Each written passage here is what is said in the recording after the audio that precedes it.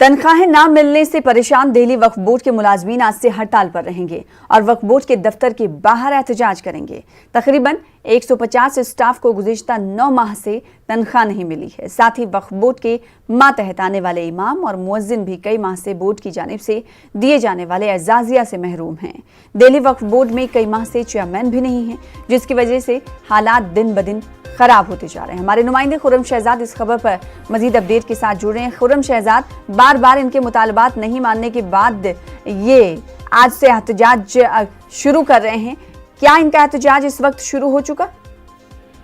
देखिए, अभी शुरू नहीं हुआ है। तकरीबन 10 से 11 बजे के बीच में ये एहतजाज शुरू होने जा रहा है। इन्होंने दिल्ली पुलिस से कोरोना वायरस की वजह से जिस तरह की लिमिट है कि ज्यादा लोग एहतजाज में इकट्ठे ना हो, उसकी वजह से परमिशन भी ले ली है।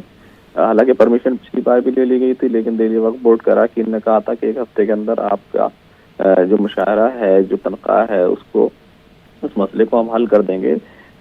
उसके बाद ये एहतजाज मुलतवी हो गया था, लेकिन वो डेडलाइन खत्म हो गई और मसला वहीं का वहीं बना हुआ है। सैलरी रिलीज नहीं हो पा रही है। बेवाएं हैं, यतीम हैं जिनको जाता है, या इमाम है, उन तमाम की पेंशन और सैलरी भी वो भी लगातार जो है मुसलसल रुकी हुई है। हालांकि 8 करोड़ की बड़ी रकम जो है वो दिल्ली वक्फ बोर्ड के अकाउंट में मौजूद है, लेकिन उसको निकाल नहीं सकते क्योंकि वक्फ बोर्ड में कोई ऐसा शख्स नहीं है, सिर्फ एक मेंबर के अलावा जो दस्तखत कर सके।